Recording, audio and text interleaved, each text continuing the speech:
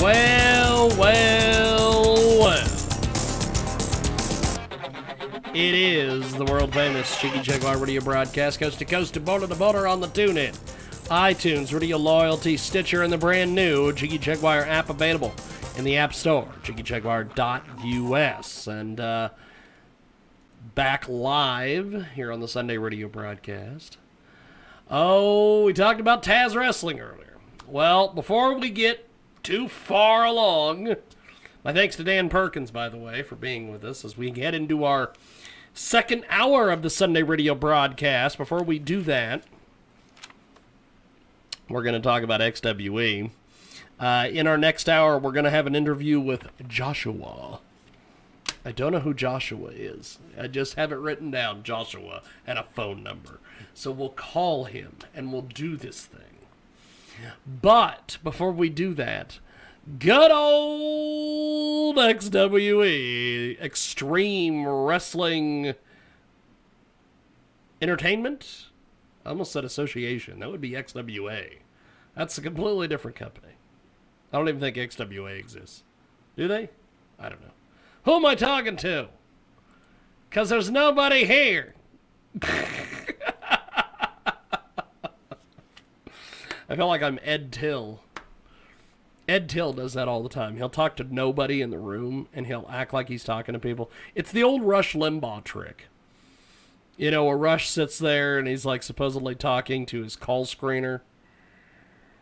Talk radio has this stupid thing it's been doing for the last 10 years, where the hosts have conversations with people who don't have conversations with them back. Like Sean Hannity used to have conversations with Flirty Flipper when she worked for him. He was like, "Well, Flipper over here." That's a horrible Sean Hannity impression. See, Michael Savage just talks to his dog. That's Alex Jones talks to his people, but you never hear the liberal hosts talk to their people. You never hear Tom Hartman go, "Well, blah, blah, blah, liberal stuff, blah, blah, blah." I don't know. The Young Turks talk to their people, but it doesn't matter. That's not the point of this segment. The point of this segment is the XWE in Hutchinson, Kansas. Yes, they came to Hutch. They came to my stomping grounds. But they didn't come by the radio show. I was hoping they would come by and say, hello. I've heard various rumors from some of their talent that they weren't allowed to legally appear on this radio show, or they would be fired from the company. What? Why? Oh, yeah, it's me. But a couple weeks ago, a little inside baseball for you, as I like to do here, I got a phone call from a certain Kenny Zombie Jones, who told me that he was going to be wrestling at the XWE show, and he would like me to come to the show. And I had been offered by Aaron Helms at one time tickets to come to XWE. He said, I'll make sure that you have tickets to the show if you want to come to any of the shows. I'll have tickets for you. And I thought, well, let's try to cash in and let's try to cash in a couple favors here. So we went ahead and we went to the show. Had an interesting time at the show. Actually, I had a blast at this show. I hate to say that because if you've seen any of my past videos, you've seen the fire and vigor that I have, as they say, piss and vinegar of my vitriol against XWE. You've probably seen those videos. I know that they've been viewed by a lot of people, mostly people that work at that company. But and so I was very shocked. They had a well-run show. It was well-managed. It was well put together. It was very fan-friendly. Fan interaction was fun. They had all sorts of fun stuff going on. I couldn't freaking believe it. I couldn't understand how good the show was. And so we had fun. It was a good show. It was overall a hell of a deal. Enjoyed some of them and enjoyed most of the matches. There was a couple guys that you could clearly tell that they need a little bit more work. We'll just say that. I won't bash them by name, but we'll just say that when the one guy jumped off the top rope in a completely different direction than his opponent, and it was a botchamania moment,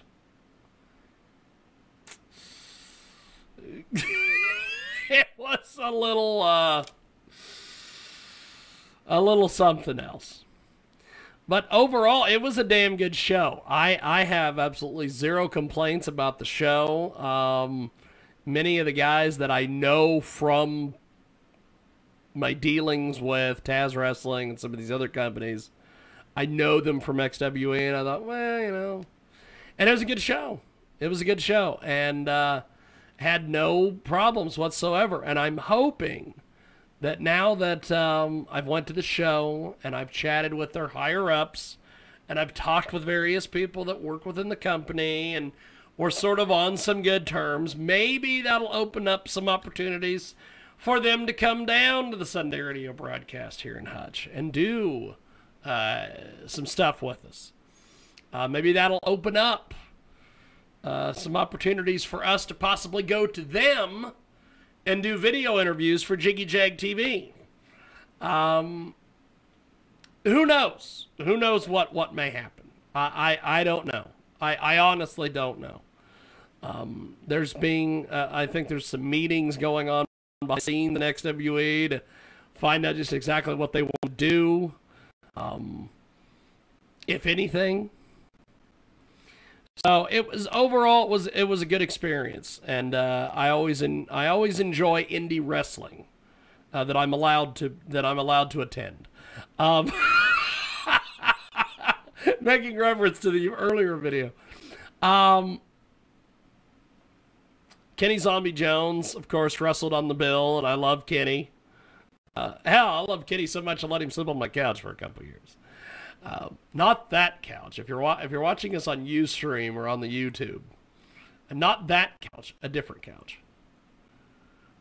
The couch that Kenny slept on, we burned. No, I should say these things. And I kid Kenny. No, I think that couch got left in Salina in the Will Clark's bunker. We had the last apartment that I had in Salina was on Clark Street. And it was in this weird, it was like a weird basement kind of apartment. It was actually a really cool apartment. If it wouldn't have been for the fact that I was imminently going to be arrested and all sorts of things, I would have stayed. But it was going to be like when they took Elian Gonzalez. Remember back in the day? Elian Gonzalez, when the cops showed up and they stormed the place and stole him back and took him back to Cuba or wherever. That was kind of like what it was going to be for me. Only they weren't going to send me to Cuba. No. I was not going to Cuba. But that's neither here nor there. But XWE, it was a good show. They put on a hell of a performance. It was well produced, well put together. I have absolutely zero complaints about XWE, and apparently I am no longer feuding with XWE because I'm on speaking terms with all of them, and it's not just speaking terms like I am with some of the guys at Taz Wrestling, where they talk to me, but they only talk to me because they want to talk. They feel like they have to talk to me. The XWE guys, I think, genuinely want to talk to me. So who knows? You know, maybe someday we'll be able to do that angle that I wanted to do with Blade. I don't know. Maybe we'll do another angle with somebody else. Maybe I'll become a manager there. That would be awesome. I could be a manager at an XWE show, and I could wear my pink cowboy hat and the big leopard jacket. I could manage the gay guy. Because people already think I'm gay. I could manage the gay guy. I don't know. I will have to say that professional wrestling fans are very conscious, I guess, of things. Because one of the things that I liked about that show, which, by the way, we'll get to our top of the hour here in just a second, was the fact that they had this guy from McPherson, ironically from McPherson. He ran down to the ring, and they announced him as... They kind of made everybody believe, you know, oh, well, the guy's, you know, he's this gay guy. He had, you know, the pride flag on his trunks and things. And he wrestled, and it wasn't that big of a deal. It wasn't like he was doing like a Gold Dust gimmick where he's like licking the guy or whatever. It was just, he was a gay pride wrestler. That's what he was. And I don't know if he actually was. Some people told me later they thought he was, but they weren't sure. And it doesn't really matter whether he's not or whether he's kayfabing or he's shooting. It doesn't matter here.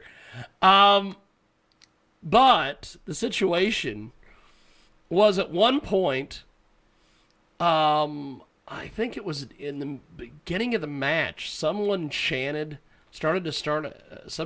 a chant of you know, whip the gay guy's ass, or gay guy get him, or something. It was some sort of thing like that. And everybody in the crowd and the referee and everybody kind of looked at the guy like, what? Did you just say that? And then that chant kind of died down. So I thought that was kind of cool. They're conscious wrestling fans that attend XWE shows. Conscious wrestlers. Conscious wrestling fans. I posted on social media that I was going to have to think twice about bashing XWE. And my favorite comment was from Lance Chafin, the Midwest Mangler from MWE. He goes in and he puts one line. He says, "This absolutely makes me sick." I wasn't trying to make the Mangler mad. I don't want the Mangler to come hit me with a protected chair shot. But we're gonna take a break. If you didn't see the Taz video earlier, you have to go back and watch that to get this video, I guess. We're going to take a break, and when we come back, we are going to chat with Joshua. I believe the name is Joshua. And that is coming up. I'll play the People's Court theme here in a few moments. No, I won't do that. We'll play Sanford and Son. And we'll back after this. It is the Sunday radio broadcast, coast to coast and border to border, hour number 2 coming up.